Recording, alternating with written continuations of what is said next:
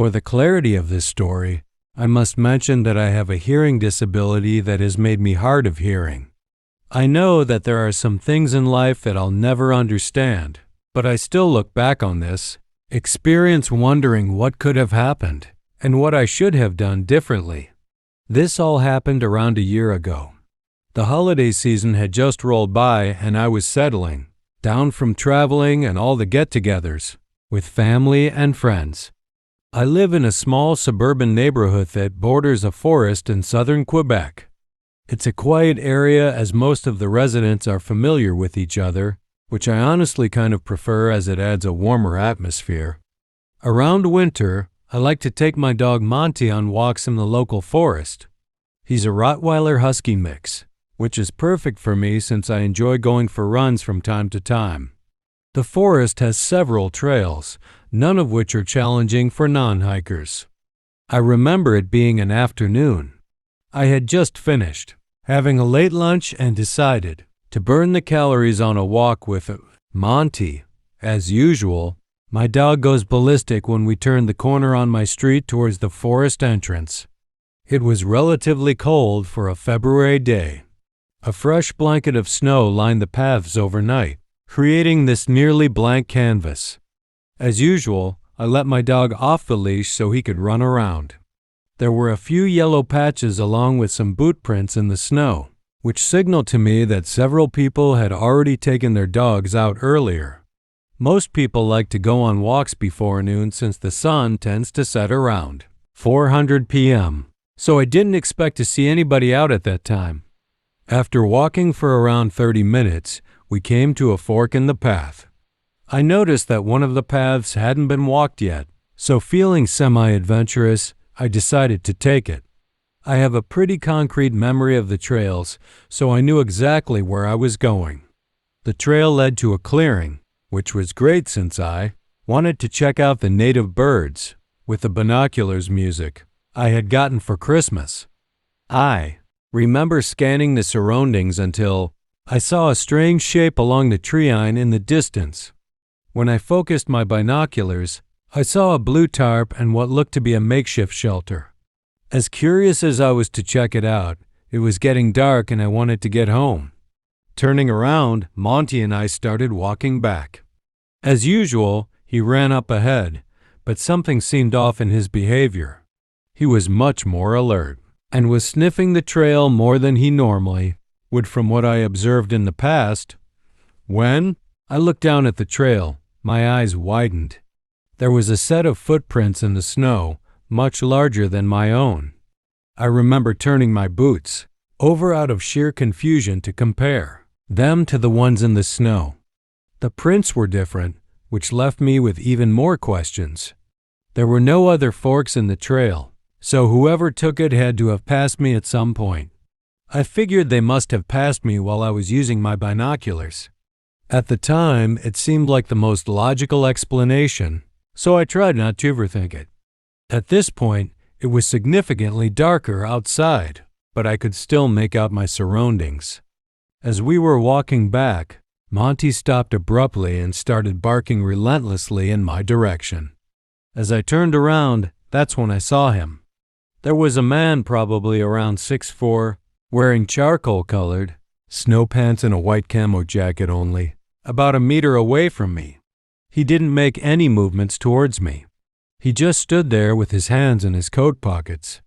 I didn't recognize him from anybody in the neighborhood, so I assumed he must have been a hiker or someone from out of town. He looked like he was muttering something to me, but I couldn't read his lips due to the lack of lighting and not knowing if he was speaking English or French, which are the two commonly spoken languages in Quebec. I felt like an idiot at that moment for not bringing my phone with me. So I ended up trying to communicate with him that I was hard of hearing and that it was getting late. I got back home around 4:30. By then, it was completely dark out. I remember following my standard night routine, not really thinking much about the encounter. But in the middle of the night, something happened that still shakes me to this day. I woke up to Monty licking my hand, which is something he usually does to get me out of bed in the morning. I tapped my phone to check the time, and to my surprise, it was 3 o'clock. A.M. I noticed a message from my neighbor asking if everything was all right, which, if I'm being honest, confused me at first. The message was a few minutes old and asked if everything was all right since Monty had been barking like he was possessed. I looked up from my phone to see that Monty was no longer in my room. I walked downstairs to find him barking hysterically at the patio door. As I approached the door, I struggled to see anything with my vision still blurry. I tried to focus my eyes when the motion sensor light turned on. At that moment, my heart sank.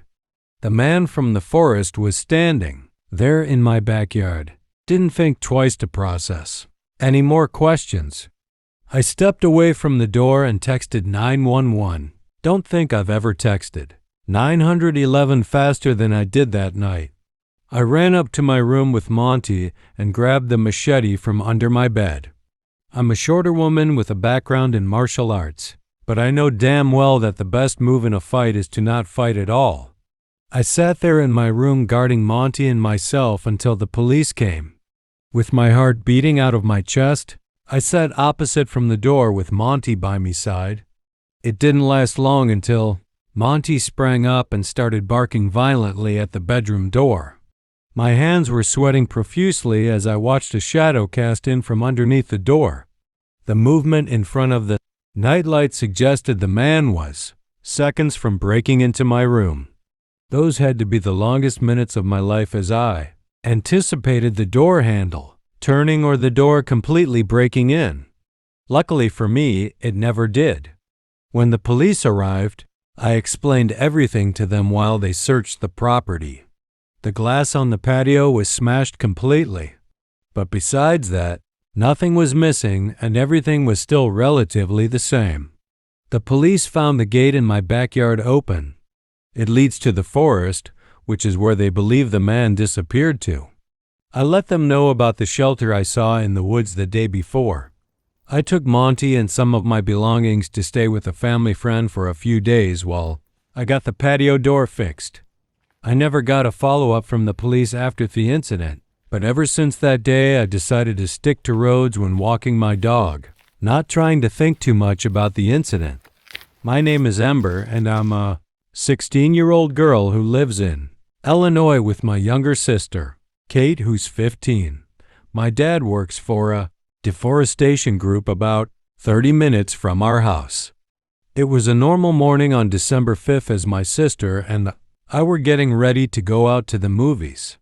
We decided to go watch a somewhat new horror movie, Terrifier 3, which had some Christmas stuff included in it. We all knew we was 18 plus, but nobody paid much attention. Plus, we looked older than we were anyway. We made our way to the movies and easily got in thanks to our appearance. However, halfway through the film, as everyone was anticipating the next scene, my phone buzzed loudly enough for the whole theater to hear, which really killed everyone's vibe as they all turned toward me with annoyed looks. My sister and I scurried out until I tripped, which was embarrassing enough. After we exited the theater, I checked my phone to see who called me. It was my dad. But instead of calling back, I received a text message that said something like, "Hey, would you mind bringing me some lunch since the small cafe in the woods is shut today?" I looked over at Kate and she looked at me confused, but neither of us second-guessed the message since it seemed normal. We arrived home, packed some food for him, and took my car downtown to the woods. I've always loved that place and never felt uneasy there because it was large and secluded. The scenery was amazing with a hill that led down to a lake perfect for fishing and photos. After a while, Kate and I got out of the car and we walked down the path through the woods. I took out my phone to call my dad, but he didn't pick up. Confused, I looked over at Kate, who was just as confused as I was. Why wouldn't he respond when he just called us at the movies? I decided to message him instead, reminding him that we were at the woods to give him his lunch. After a few moments, I saw the 3 little dots on the screen appear, showing he was typing. He responded by telling us to walk down the small hill and wait for him at the lake, which we followed. The sun was slowly setting since it was winter, so sunset came much earlier. The sky had a beautiful radiant orange glow over the hill and down the mountain. Snapping out of my thoughts, Kate pointed down to the lake, where a man in black was sitting on the deck by the water with his back to us. We guessed it was our dad. We walked down a bit more and stopped a little behind him. I called out his name, but he didn't move. Kate grew uneasy, and her attitude made the scene even more eerie. I slowly pulled off the hood he was wearing and revealed a man who definitely wasn't our dad. Kate and I shrieked as he turned around and began waving my dad's phone around like a maniac, smiling like he was happy to see us scared. I blurted out asking why he was using our dad's phone, but he didn't respond. Instead, he lunged and grabbed Kate's arm as she screamed. Luckily, I was strong enough to pull her away, and we started running as fast as we could. The adrenaline pushed through us so much that I had never seen either of us run that fast. Behind me, I heard stomps getting closer, so I knew we were being chased. I didn't dare to turn around. Finally, we reached the car.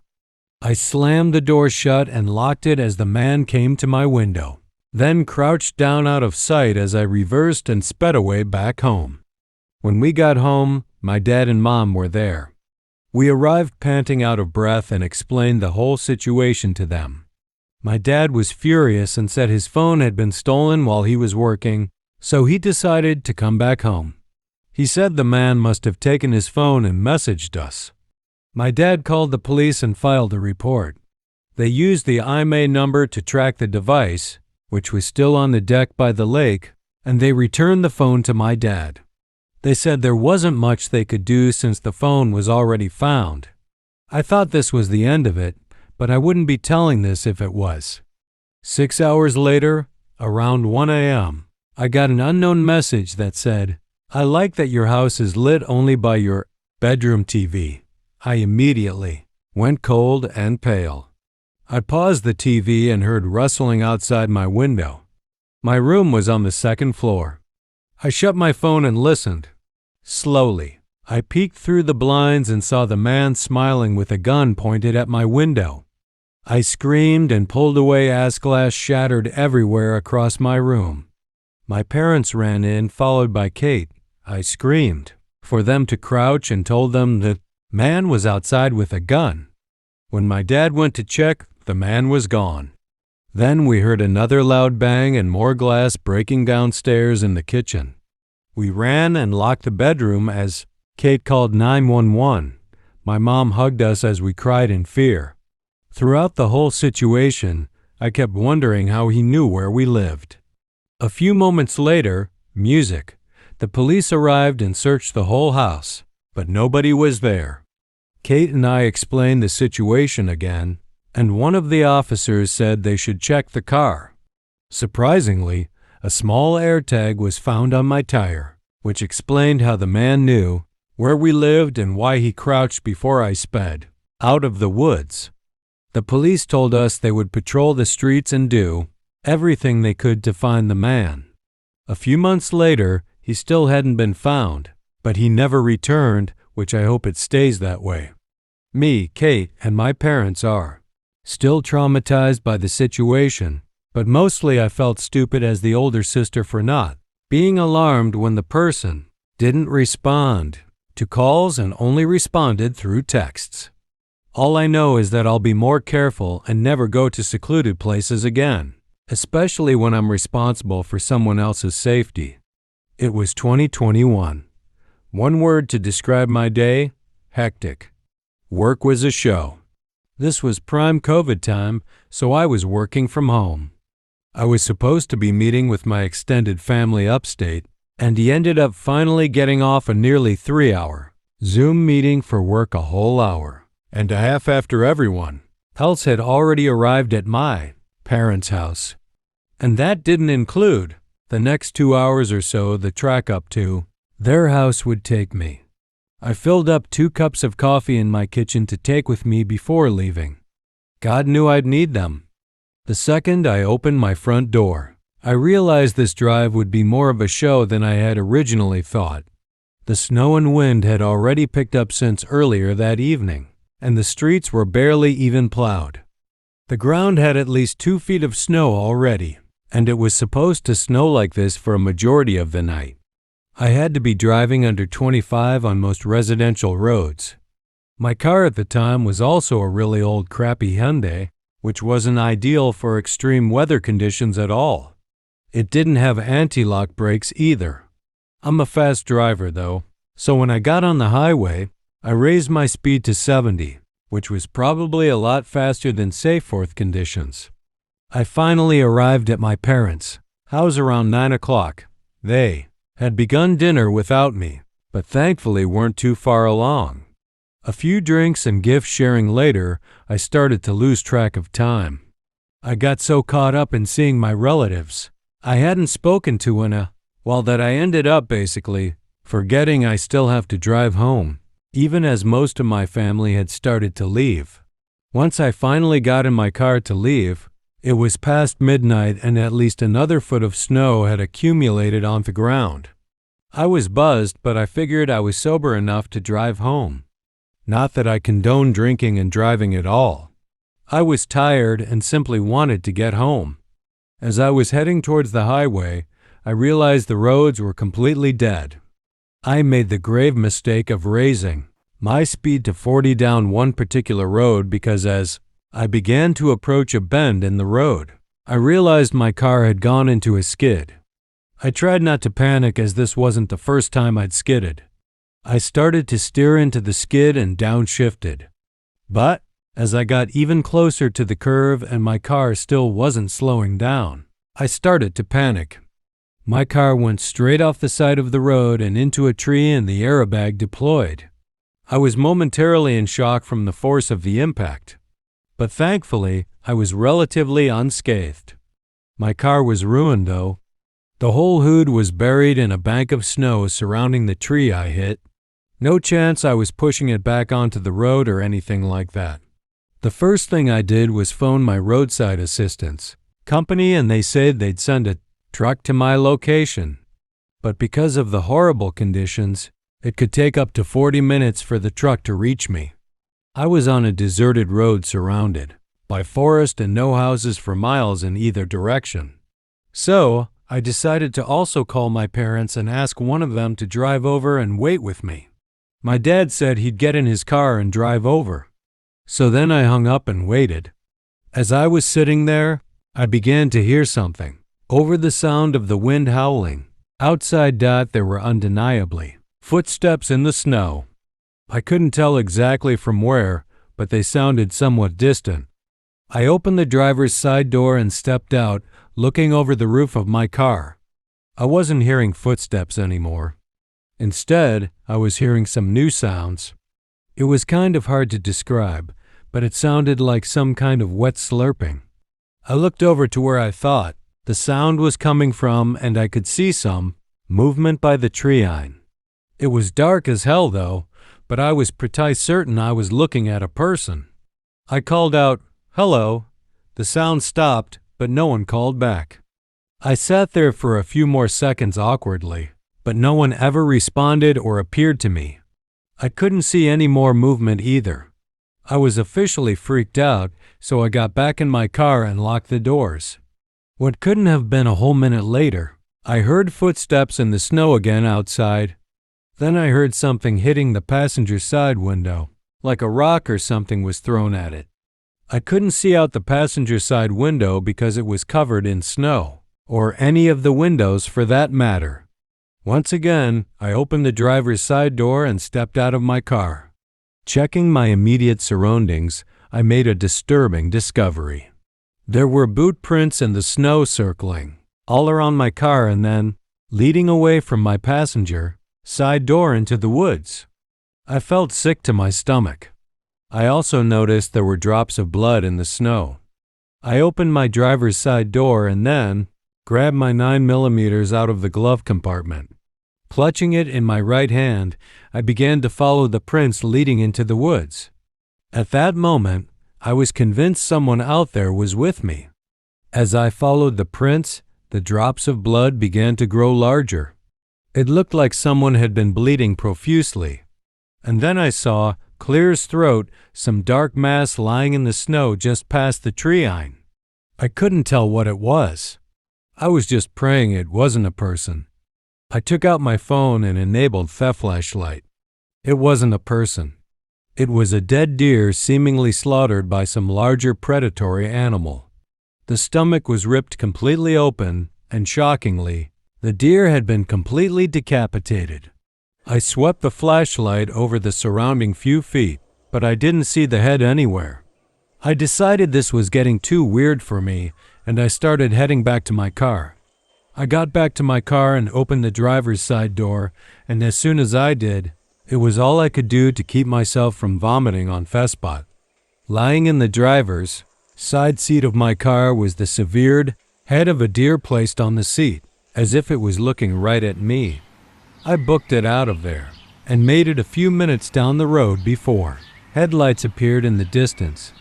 I ran towards the car, waving my hands and shouting like a madman, still holding my handgun. Thankfully, it was my dad, and he stopped the car and asked me what the hell I was doing. I got in the passenger seat and explained everything to him. And I kid you not, he literally didn't believe me. I felt more comfortable going back to my car with my dad now. So he drove the two of us over there and we got out. The footprints were still all around my car, but the deer head was gone. All that remained was a large spot of blood on my driver's side seat. I think once my dad saw that, he started to believe me. The deer corpse was also gone. All that remained were drag marks in the snow. The tow truck finally showed up and he towed my car. My dad asked me if I wanted to call the police, but honestly, I just didn't have the energy to file a police report. I was exhausted and just wanted to go to sleep. I figured calling the police wouldn't accomplish jack anyways. So that's my story. I have no idea who was in the woods that night and what they wanted. Maybe they were just trying to scare me. Or maybe they had worse intentions.